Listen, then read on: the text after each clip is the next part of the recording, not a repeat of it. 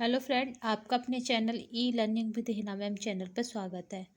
बहुत से स्टूडेंट थे जिनकी क्वेरी थी कि किस तरह से बीएड और एमएड की प्रैक्टिकल फ़ाइल बनती है तथा उन फाइलों में किन किन कंपोनेंट्सों को रखा जाता है, यानी क्या क्या हमें उनमें लिखना होता है या क्या क्या उसके इंडेक्स में हम बनाते हैं। तो इस वीडियो को आप शुरू से लास्ट तक देखिएगा, क्योंकि इस वीडियो में उन सभी कंपोनेंट्सों को रखा गया है जिन पर आपको वो फाइल बनानी है। तो हमने इसलिए सबसे पहले इंडेक्स से शुरू करा है, क्योंकि इंडेक्सों में क्या है कि सारे वो आपके एस्पेक्ट रखे गए हैं जिनके ऊपर फाइल बन के तैयार होनी है।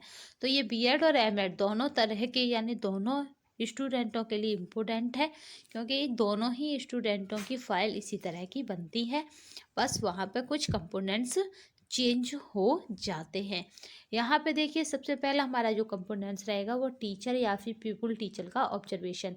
जो आपके होते हैं बीएड वाले, वो पीपल टीचर का ऑब्जर्वेशन करते हैं, जबकि आपके क्या करते हैं एमएड वाले जो होते हैं वो हमारे टीचर का ऑब्जर्वेशन करते हैं। उस कॉलेज के जो टीचर होते हैं उनका ऑब्जर्वेशन भी कर लेते हैं कभी कभी। देखिए, स्टूडेंट्स सपोर्टेड, यहाँ पे हमें स्टूडेंट के लिए कुछ मैटर तैयार करना होता है, किस तरह से हम प्री और पोस्ट में टेस्ट लगाकर अपने मैटर को रखते हैं। फिर पेडागोजिकल एनालिसिस करते हैं, यानी हमें किस तरह से शिक्षण विश्लेषण करना होता है। फिर देखिए, यहाँ पे एक्सपीरियंस या फिर विद चिल्ड्रंस, यानी केस स्टडी करनी होती है। यहाँ पे case study most important components है आपका फाइल का। फिर हमारा होता है relationship with the parents local registered, यानी जो आपके रेजिडेंस हैं, रेजिडेंस के आसपास के जो लोकल, यानी स्कूल के आसपास के जो पेरेंट्स हैं उनका हम क्या करते हैं, उनका क्या करते हैं हम यहाँ पे देखते हैं। ठीक है, फिर हमारा चौथा कंपोनेंट, सिक्स वाला कंपोनेंट्स है, वो है critical evaluation of the text book. यानी कोई भी टेक्स्ट बुक ले लेते हैं, उसका हम क्या करते हैं, उसकी समालोचना करते हैं, यानी क्रिटिकल एनालिसिस करते हैं। फिर है observation of school as a plant. तो फिर हम स्कूल का ऑब्जर्वेशन करते हैं कि स्कूल में क्या चीज़ कौन सी होनी चाहिए थी, क्या है और क्या परफेक्ट है स्टूडेंटों के लिए। फिर हम क्या करते हैं, preparation of the working model, यानी एक हम वर्किंग मॉडल बनाते हैं जो टीचिंग का सबसे महत्वपूर्ण पार्ट है बीएड वाले स्टूडेंटों के लिए, क्योंकि वर्किंग मॉडल आना हर एक विद्यार्थी के लिए आवश्यक होता है। फिर एक कंपोनेंट्स और बढ़ जाता है यहाँ पे, वो है ऑनलाइन टीचिंग, यानी आज के समय में ऑनलाइन टीचिंग का भी एक कंपोनेंट्स डाल दिया जाता है। तो ऑनलाइन टीचिंग की जो भी कंपोनेंट्स होता है वो भी हमें अपना लगाना होता है। तो चलिए स्टार्ट करते हैं इसी फाइल के सारे कंपोनेंट्सों के ऊपर। तो हमारा पहला यहाँ से ही इनके क्या करते हैं कि जो पैटर्न होता है किस तरह में फाइल में लिखना है, क्या लिखना है, वो हमें यहाँ पर ही मिल जाता है। जैसे ये है टीचर टीचर या फिर पीपल टीचर ऑब्जर्वेशन, तो हमें पीपल टीचर से क्या क्या पूछना है, कैसे पूछना है, ये सब इसमें यहाँ पे लिख रहा है। यहाँ पे हिंदी और इंग्लिश दोनों ही फॉर्मेट को इसमें दिया गया है। तो आप जिस भी लैंग्वेज के विद्यार्थी हैं या स्टूडेंट हैं इसमें देख सकते हैं। तो इस तरह से हमें अपने कंपोनेंट्स पूरे करने हैं। स्टूडेंट सपोर्टेड देखिए, तो यहाँ पे क्या है, छात्र सहयोगी, इसमें ये होंगे कि यह सभी छात्राओं के लिए अनिवार्य कार्य है। इस तरह से क्या है, हिंदी और इंग्लिश दोनों में कंपोनेंट्स दिए गए हैं, यानी इसका जो प्रारूप है या ये आपका है, ऐसे ही आपको सेम बनाना है। केस स्टडी में आपको विद्यार्थी से ये सभी क्वेश्चन निकालने हैं जो यहाँ पे दिए गए हैं। तो चलिए हम देख लेते हैं। यहाँ पे आप देख ही पा रहे हैं, इस तरह से सारे कंपोनेंट्स हमें, केस स्टडी काफ़ी लंबी दी गई है, यानी काफ़ी इसमें पॉइंट है केस स्टडी में। तो यहाँ पे ये हिंदी में देख लीजिए कि हमें क्या क्या उससे पूछना है। 2-3 दिन चलती है केस स्टडी। केस स्टडी उसी विद्यार्थी पे होती है जिसे हम अपनी कक्षा में पिछड़ा हुआ मानते हैं या समझते हैं।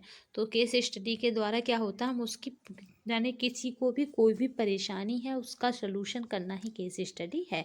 ये क्या है, ये प्रैक्टिकल टाइम पे होती है, यानी प्रेजेंट टाइम पे होती है, और ये स्कूल में सुधार के लिए बहुत आवश्यक है शिक्षण कार्य में। फिर आ जाती है यहाँ पर इंटरेक्शन विद द पेरेंट्स, आपका लोकल रजिस्टर आपका रेजिडेंस, यानी उसके लोकल में जो भी हैं स्टूडेंटों के पेरेंट्स, उनका हम देखेंगे। अभिभावकों एवं स्थानीय नागरिकों के साथ अंतर क्रिया, ये भी देखते हैं कि वो कॉलेज कितना संतुष्ट कर पा रहा है, कितना क्या दे पा रहा है अपने बच्चों को, और किस तरह से वो उन्हें प्रोत्साहित कर पा रहा है शिक्षा प्राप्त करने के लिए। नेक्स्ट देखते हैं इसमें कंपोनेंट्स, वो है critical evaluation of the text book, यानी कोई भी टेक्स्ट बुक ले लेनी है किसी भी सब्जेक्ट की, उसका क्या करना है, क्रिटिकल इवैल्यूएशन आपको करना है। इसमें और देख पाते हैं हम, तो क्या है यहाँ पे इसी तरह चलता जाएगा। ये है पाठ्य पुस्तक का आलोचनात्मक मूल्यांकन, तो इस तरह हम करते जाएंगे। और इसमें जो कंपोनेंट्स दिए हैं उनका फॉर्मेट भी इसके साथ फाइल में आगे हुआ है। Observation of the school plan, so यहाँ पे स्कूल का देखिए जो जो इसमें दिया गया वो हमें सब पूरा करना है, यानी लाइब्रेरी है आपकी लेबोरेटरी है, आपका कंप्यूटर सेंटर है, इस तरह हमें ये सारे पूरे करने हैं। इस तरह हमें सारे करने हैं। खेलकूद वाला हिस्सा बताना है, पूरा कॉलेज उन्हें बता देना है, सारे पॉइंटों को कवर करना है। ये कि यहाँ से आपकी एक्टिविटी शुरू हो गई। तो पहला हमारा क्या था, पीपल टीचर का ऑब्जर्वेशन। तो यहाँ पे देखिए छात्र अध्यापक या फिर छात्र अध्यापक का अवलोकन। तो यहाँ पे जो फाइल हमने लिखी है उसमें 10 अवलोकनों को बनाना विद्यार्थी के लिए कंपलसरी था। तो हमें क्या करना है यहाँ पे कि वीडियो काफ़ी लंबा ना हो जाए, उसके लिए आपको ये लिए कुछ ही आपके क्या करेंगे, टीचर ऑब्जर्वेशन लेंगे, जिससे कि आपको क्या हो, उसका आइडिया हो जाए कि किस तरह आपको टीचर के बारे में लिखना है, अवलोकन करना, ऑब्जर्वेशन करना है। तो हमने पहला लिया है, इस तरह आपको क्या करना है, शिक्षक व्यक्तित्व बताना है, कक्षागत व्यवहार बताना है, विषय प्रभुत्व बताना है, यानी किस पर उसकी अच्छी पकड़ है, पाठ्य सामग्री बतानी है, क्या पढ़ाता है वो, श्यामपट्ट पर कितना कार्य कराता है या नहीं कराता है। ये ऐसे समझिए कि आपको एक टीचर को देखना है तथा उसकी आपकी उसकी कमियों को और उसकी अच्छाइयों को आपको बताना है। दृश्य से अपनी सामग्री क्या यूज़ करता है, किस तरह वो अपनी क्लास का मैनेजमेंट करता है, कक्षागत व्यवहार एवं संप्रेषण उसका किस तरह का, यानी किस तरह के वो अपनी क्लास को कंट्रोल करता है, गृह कार्य उसका कैसा है, पाठ का समग्र क्रियान्वयन तथा छात्रों पर प्रभाव कैसा है उसका, ये सब बताना है। प्रस्तुत अवलोकन से सीख सकते हैं, ये भी हमें उसे बताना, अन्य विचार तथा सुझाव भी हमें उसे देने हैं।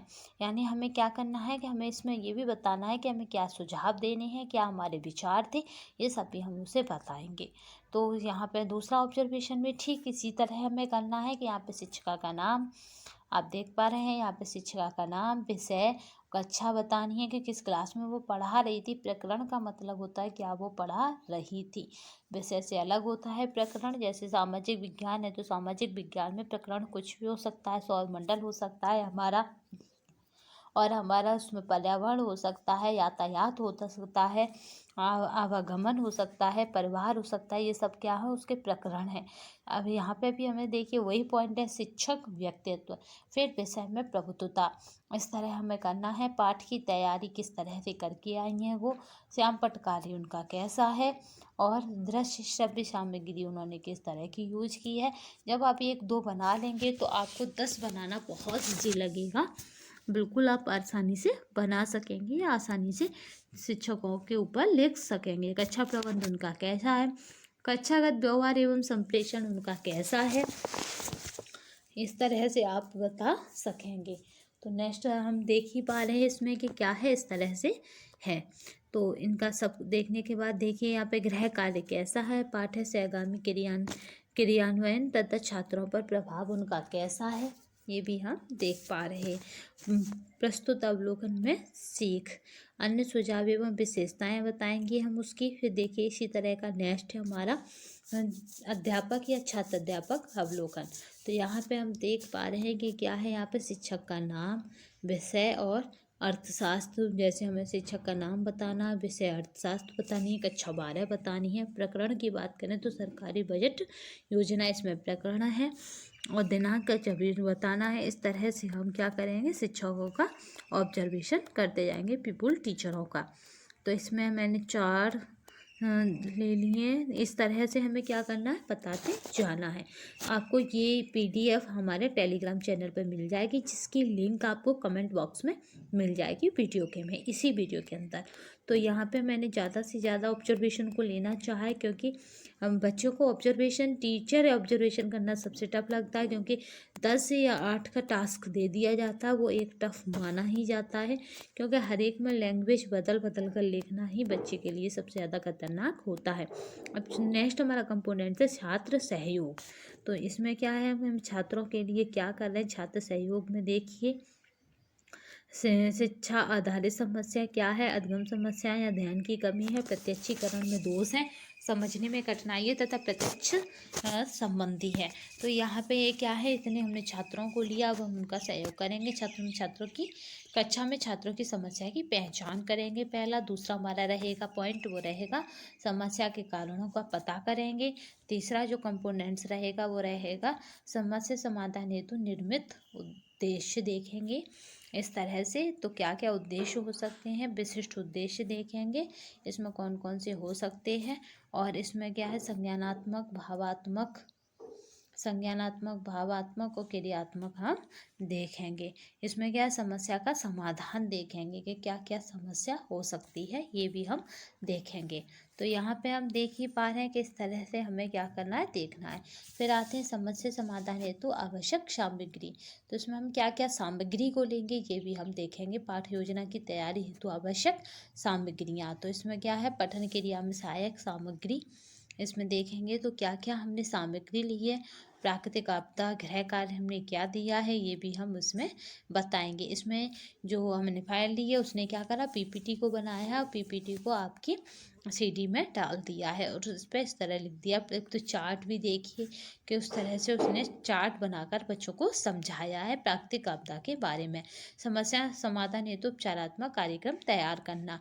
अब जो जो समस्या थी बच्चों को, उनके लिए उसने क्या करा है, उपचारात्मक कार्यक्रम तैयार किया है। तो पहली समस्या क्या थी कि छात्र पढ़ने में रुचि लेते हुए प्रतीत हुए तथा पाठ योजना सरल और आकर्षित लगने लगे। जब उसने टीचिंग मॉडलों को यूज किया, यानी ज़्यादा से ज़्यादा उसने चित्रों का सहारा लिया, यानी सामपट लिया, चार्ट पेपर लिया, उसने क्या क्या यूज किया वो बता रही हैं कि उन्होंने इतना सब चीज़ यूज की उसमें। और यूज करने के बाद क्या हुआ कि छात्रों के व्यवहार में उसे क्या हुआ कि अधिक उसे देखा के बदलाव हुआ, यानी श्यामपट्ट, चार्ट पेपर, पीपीटी, पुस्तक, पूर्व तथा पश्चात लिए गए परीक्षण, उसने प्री और पोस्ट टेस्ट भी लगाया, जो वो बता रही हैं। पाठ्य योजना का क्रियान्वयन अगर देखें तो प्राकृतिक आपदा बतानी है, क्या है कैसे है वो बताई बच्चों ने, इस बच्चों को बताई मैम ने, यानी प्राकृतिक आपदा, सुनामी बताई, ज्वालामुखी बताई, सबको उसने चित्रों के माध्यम से बताया है। भूकंप बताया है, बवंडर बताया है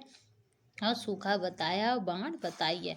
तो प्राकृतिक आपदा बताने के बाद उसने प्री टेस्ट लिया। प्री लेने के बाद उन्होंने क्या किया कि इसमें थोड़ा सा देखा कि क्या कैसे है। फिर लेने के बाद उन्होंने क्या किया, उस पर ही उन्होंने पोस्ट टेस्ट लिया।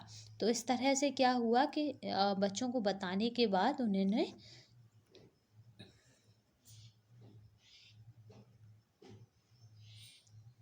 यहाँ पे प्राकृतिक आपदा बता दी, फिर क्या है, सूखा बता दिया, बाढ़ बता दी, प्री टेस्ट लिया और प्री लेने के बाद क्या है, आपका पोस्ट टेस्ट लिया जाएगा, यानी काल मूल्यांकन कार्यक्रम तैयार किया जाएगा, पश्चात परीक्षण किया जाएगा। ये है आपका पोस्ट टेस्ट। ये जब लेते हैं जब हम प्री कहीं ले चुके होते हैं, यानी पहले के स्कूल में और बाद के स्कूल में कोई अंतर हुआ पढ़ाने के बाद, अपनी टीचिंग के बाद, तो ये इसमें बताया गया है। तो अमूमन पॉजिटिव ही जाता है ये रिजल्ट विद्यार्थियों का। तो नेक्स्ट चलिए और देखते हैं कि क्या क्या है इसमें। तो यहाँ पे क्या है, अग्रिम सुधार हेतु सुझाव, यानी किस तरह हम सुधार कर सकते हैं, वह भी सुझाव दिए गए। सुधार हेतु स्वयं छात्रों द्वारा किए जाने वाले प्रयास, यानी छात्र क्या प्रयास करें कि जिससे क्या हो, उनमें सुधार हो सके। शिक्षकों द्वारा सुधारात्मक प्रयास क्या क्या है, तो यहाँ पे आप देख पा रहे हैं कि शिक्षकों द्वारा क्या क्या प्रयास हैं सुधार के। अभिभावकों तथा परिवार के अन्य सदस्यों द्वारा सुधारात्मक प्रयास क्या क्या हैं। निष्कर्ष के तौर पर उसने क्या रखा गया कि समित छात्रों को कक्षागत व्यवहार क्रियाओं के अनुरूप बनाना, निम्न मानसिक स्तर वाले बालकों को चयन कर और उन्हें ये भी बताना किस तरह से वो अपना कर सकते हैं। तो यहाँ पे हमें क्या करना है कि आगे की तरफ और किस तरह से हम कर सकते हैं ये हमें बताना है। फिर नेक्स्ट हमें बताना है कि संगठनकर्ता का क्या है, अपना नाम वगैरह वो यहाँ पे डाल देगा जिसने ये भी कंपोनेंट्स तैयार किया है। नेक्स्ट हमारा तीसरा कंपोनेंट्स है आपका, यहाँ देख ही पा रहे हैं कि हर कंपोनेंट्स पर नंबरिंग पड़ी है, वो है संशैक्षणिक विश्लेषण यानी पेडागोजिकल एनालिसिस। तो यहाँ पे आप देख पा रहे हैं पेडागोजिकल एनालिसिस में हम चलते हैं, देखते हैं कि किस तरह से क्या करना है।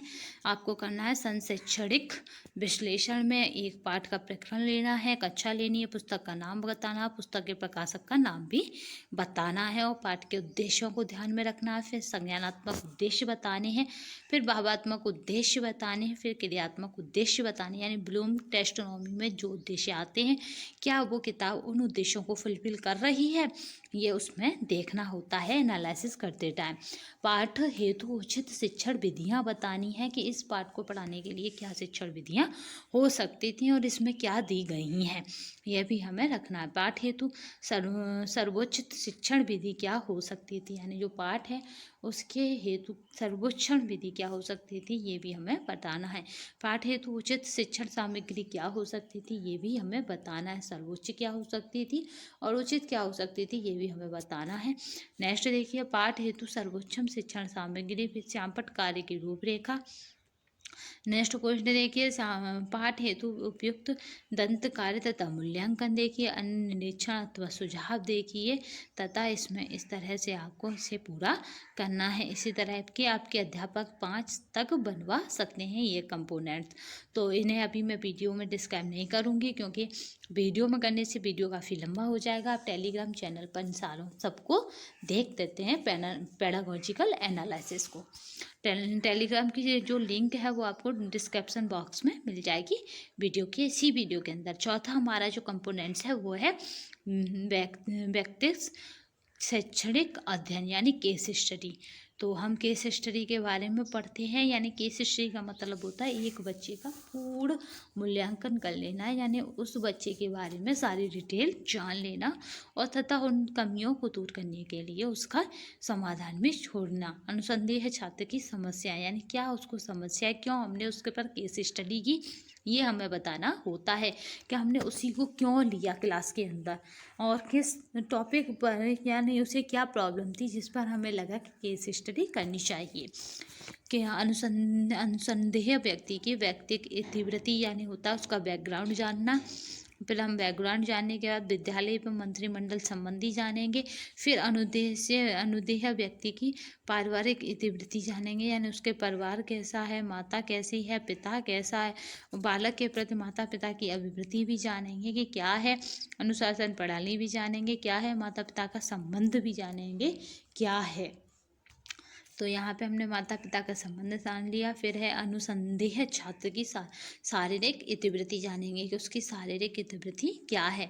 अनुसंदेह छात्र की आर्थिक इतिवृत्ति जानेंगे कि उसकी आर्थिक इतिवृत्ति क्या है, किस तरह की है उसकी आर्थिक इतिवृत्ति। अनुसंदेह व्यक्ति की सामाजिक आर्थिक इतिवृत्ति जानेंगे, यानी इतिवृत्ति का तो उसकी परिस्थिति को जानेंगे। प्रतिवेश या पास पड़ोस को जानेंगे। मंत्रिमंडल को जानेंगे, यानी उसके फ्रेंड कौन कौन है ये भी हम जानेंगे। प्रतिबोधन की सुविधाएं जानेंगे। फिर हम जानेंगे शिक्षा तथा अध्ययन संबंधी सुविधाएं, कि क्या उसे शिक्षा मिल रही है, क्या उसकी अध्ययन संबंधी सुविधाएं हैं, ये भी हम जानेंगे। सांस्कृतिक तथा धार्मिक संबद्धता हम जानेंगे। फिर हम जानेंगे अनुसंदेह व्यक्ति की शैक्षिक इतिवृत्ति, यानी उसकी शिक्षा में उसका कैसा रिकॉर्ड है, ये भी हम जानेंगे कि वो किस स्तर पर हर साल आता है। अभी ऐसा तो नहीं कुछ हुआ प्रेजेंट में जिसका असर आज दिख रहा है हमें, या वो शुरू से ही ऐसा है जो हमें आज उसकी आगे समस्या नज़र आई है। तो इसलिए हम उसका प्रेजेंट में क्या है और पास्ट में क्या था ये जानकर हम फ्यूचर में उसकी समस्या का समाधान करते हैं। सामान्य मानसिक योग्यता जानेंगे, विशिष्ट योग्यता तथा अभिरुचि क्षेत्र जानेंगे, अधिगम प्रक्रिया जानेंगे और कोई अन्य उपलब्धि भी क्या है उसकी, किस रिकॉर्ड में बैठता है क्लास में, अनुदेय छात्र की अभिवृत्ति जानेंगे कि क्या है। फिर है अन्य सदस्यों की ओर से क्या है, शिक्षकों की ओर से क्या है, सहपाठियों की ओर से क्या है उसकी ये भी जानेंगे। अनुसंधान छात्र की भविष्य योजनाएं क्या है, क्या वो बस में करना चाहता है, यानी एक बच्चे का पूरा हम डिटेल निकालने की कोशिश करते हैं उसी बच्चे से, किसी और से नहीं। फिर हम क्या करते हैं कि धीरे धीरे पहले उससे करते हैं, फिर उसके बाद पड़ोस से करते हैं, उसके गार्जियन से करते हैं, उसके फ्रेंडों से करते हैं, उसके सर्किल में आ रहे हर एक व्यक्ति से उसी की डिटेल निकालने की कोशिश करते हैं। फिर है अवकाशकालीन क्रियाकलाप क्या करता है, वो चरित्र व्यक्तित्व क्या है उसका। फिर संदेह चाहते कि स्वयं के प्रति अभी अतिरिक्त प्रासंगिक सूचना क्या है, यानी वो अपने आप को किस उसमें रखता है ये भी जानेंगे। अनुच्छेद छात्र के व्यक्तिगत पक्ष क्या है, शक्ति और कमजोरियां क्या है, छात्र व्यक्ति के संबंध में समग्र हम जानकर फिर क्या हल करेंगे, नीचे अपना नाम, अध्ययनकर्ता का नाम, जिसने अध्ययन किया है नाम आए, तथा वो 5वीं फाइल की एक्टिविटी अभिभावकों के साथ अंतः क्रिया, यानी पेरेंट्सों के से आपको मिलना है तथा पेरेंट्सों से पूछना है बच्चों के बारे में। तो यहाँ पे हमें अभिभावकों के साथ अंतर क्रिया में किस चीज़ को याद रखना है ये हम देख लेते हैं। तो यानी ये हमारा क्या है, 5वां फाइल का आपका कंपोनेंट्स है जिसको हमें याद रखना है, क्योंकि ये भी मोस्ट इम्पोर्टेंट है। हम इससे पहले 4 करा चुके हैं कंपोनेंट्स, तो इस बार हमें क्या करना है, 5वां कंपोनेंट्स देखना है। एक आपका पेडागोजिकल एनालिसिस, दूसरा आपका केस स्टडी और तीसरा जो आपका इम्पोर्टेंट आएगा कंपोनेंट्स वो आपको बता दिया जाएगा। तो ये 2 कंपोनेंट्स काफ़ी इम्पोर्टेंट हैं, यानी केस स्टडी और आपका पेडागोजिकल एनालिसिस। तो यहाँ पे क्या है, अभिभावकों के साथ अंतर क्रिया। तो इसके कंपोनेंट्स में हम क्या क्या डालेंगे, ये हमारे फाइल के आगे जो पेजेस दिए हैं फाइल के साथ जो अटैच हो किया है उनमें लिखा हुआ है। फिर भी हम क्या करें, एक नज़र डालते हुए चलते हैं कि क्या क्या हमें इसमें रखना है, क्योंकि इसका जो पीडीएफ है मैंने आपको टेलीग्राम पर मिल जाएगा। तो आप बिल्कुल भी घबराएं नहीं, क्योंकि मैं यहाँ पे शॉर्ट इसलिए करूँगी क्योंकि वीडियो काफ़ी लंबा हो जाएगा, तो फिर आप उसे क्या करेंगे, इस तरह नहीं देखेंगे। ये रहा अभिभावकों के साथ अंतर क्रिया। तो इसमें हम क्या क्या कंपोनेंट्स को लेंगे, पहला है हमारा अभिभावकों एवं स्थानीय नागरिकों के साथ अंतर क्रिया, इस तरह हेडिंग डालेंगे। यहाँ पे लिखेंगे कि किस विद्यार्थी के पेरेंट्स को हम ले रहे हैं। तो जिसने फाइल बनाई है उसने इस तरह लिखा है, आप देख ही पा रहे हैं कि यहाँ पे विद्यार्थी का नाम, पिता का नाम, माता का नाम लिखा है उसने, यहाँ पे उसकी कक्षा लिखी है, उम्र लिखी है और इस तरह उसने उस कॉलम को बनाया है। तो यहाँ पे विकल्प आ गए हैं, उपयुक्त विकल्प क्या है, तो यहाँ पे इस तरह से उसने जो फॉर्मेट आगे दिया उसको ही अप्लाई करा है इसमें। तो आपको भी इसी तरह बनानी है। और आप देख पा रहे हैं अतिरिक्त अन्य क्रियाएँ इसमें क्या क्या हैं। इस तरह उसने क्या करा, 1 से 10 तक अभिभावकों का क्या करा, अंतःक्रिया करी है। तो मैंने आपको 2 ही फॉर्मेट इसलिए दिखाए हैं कि आपको केवल फॉर्मेट से सीखना है कि किस तरह से आपको भी बनाना है।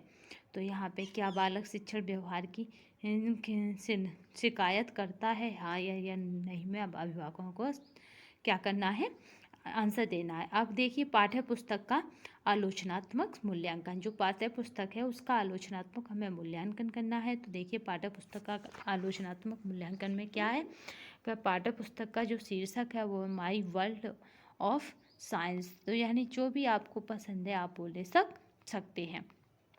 तो इस तरह उसने लिया है, फिर पाठ्य पुस्तक का एनालिसिस किया है कि क्या होना चाहिए था, क्या है इसमें विषय वस्तु का अभ्यास, क्रियाकलाप क्या है, और इस तरह से उसने एक चार्ट बनाई है। तो आप भी यहाँ पे चार्ट बना सकते हैं इसी तरह से। तो यहाँ पे देख ही पा रहे हैं उसका रंग कैसा है, किताब का भार ठीक है या नहीं है, भार कहता है। तो यहाँ पे आप गुणांक इसका देख ही पा रहे हैं कि यहाँ पे निकाला गया है कुल प्राप्तांक, अधिकतम प्राप्तांक। तो यहाँ पे गुणांक निकाला गया। निष्कर्ष में कहा गया पाठ्यपुस्तक की गुणात्मक उत्तम किस्म की है जो छात्रों के मानसिक स्तर के अनुरूप है। जिस लेवल के लिए ये बनाया गया है उस लेवल के लिए अनुरूप है या नहीं, ये बताना मोस्ट इम्पोर्टेंट है जब आप बुक एनालिसिस कर रहे हैं। अब हमारा आता है 7th वाला आपका कंपोनेंट्स। इसमें है विद्यालय संकुलर का निरीक्षण, यानी जो परिषद है उसका आपको निरीक्षण करना है। तो जो यहाँ पे परिषद लिया गया आप देख पा रहे हैं ESS कॉन्वेंट को लिया गया है जो आपके कमला नगर में है। आप देख पा रहे हैं विद्यालय का अवलोकन करते हैं तो यहाँ पे बताया गया है पूरा डिटेल आपका ब्रजधाम फेज 2 के निकट कमला नगर। तो इस तरह से आप क्या करेंगे, आप भी जिस क्षेत्र में जिस एरिया में हैं वहाँ के विद्यालय का जहाँ आप टीचिंग करने जा रहे हैं वहाँ का अवलोकन कर सकते हैं और उसे बता सकते हैं। तो देखिए, शैक्षणिक विद्यालय की उचित अध्ययन प्रणाली हेतु पर्याप्त सुविधाएं एवं अवसर छात्रों को प्रदान किए जाते हैं। हमने विद्यालय को बताया, उसके प्रयोगशाला को बताया, जय प्रयोगशाला को बताया, भौतिक जितनी भी उसमें प्रयोगशाला है सबके बारे में बताना है। उसमें क्या क्या सुविधाएं हैं ये आपको बताना है। स्मार्ट क्लासेसों के बारे में बताना है, स्मार्ट प्रोजेक्ट कोच के बारे में बताना है जो उस कॉलेज में अवेलेबल है, जो विद्यार्थियों के पहुंच में है, उस सब के बारे में आपको बताना है। खेल का मैदान है, संगीत कक्ष है, कला कक्ष है, यानी कुल मिलाकर जो विद्यालय में है या जो होता है उन सब के बारे में आपको इसमें लिखना है और बताना है कि आपको वो खुद में कैसा लगा। तो इस तरह ब्लैक बोर्ड दिखाना है, सीढ़ियाँ की व्यवस्था है, मंदिर भी है वहाँ पे, ये सब बताना है, पेयजल की क्या व्यवस्था है और साथ के साथ चित्रों का भी प्रयोग करना है जिससे कि आपकी जो फाइल है वो काफ़ी अट्रैक्टिव हो जाती है चित्रों के साथ। तो जहाँ पे इसने आकार का प्रयोग बताया है तो इसमें कॉलेज का भी फ़ोटो लगाया है।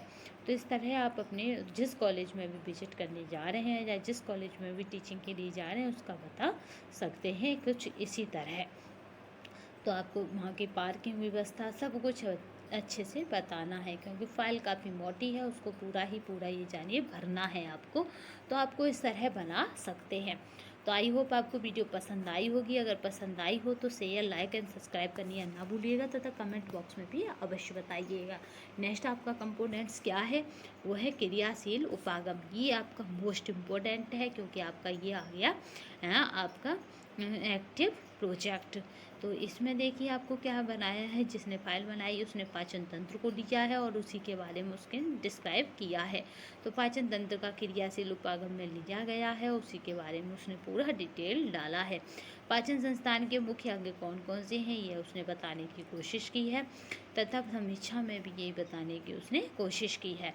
तो यहाँ पे हमने उसका प्रोजेक्ट भी देख लिया कि क्या जो आपका स्कूल विजिट पे गए हुए लोग थे उनका क्या प्रोजेक्ट था, किस तरह उसने काम किया, ये भी हमने देख लिया। तो यहाँ पे ऐसा कोई कंपोनेंट्स नहीं बचा है ना नहीं छूटा है जो आपको समझाने की कोशिश नहीं की गई है। तो अगर ये वीडियो पसंद आई हो तो शेयर, लाइक एंड सब्सक्राइब करने ना भूलिएगा तथा कमेंट बॉक्स में बताइएगा वीडियो आपको कैसी लगी। अगर आप इसी तरह की फ़ाइलों और आपके DHA और इन पर वीडियो चाहते हैं तो हमें बता सकते हैं कमेंट बॉक्स में तथा ये वाली भी वीडियो आपके लिए कितनी हेल्पफुल रही ये भी आप कमेंट बॉक्स में बता सकते हैं। धन्यवाद।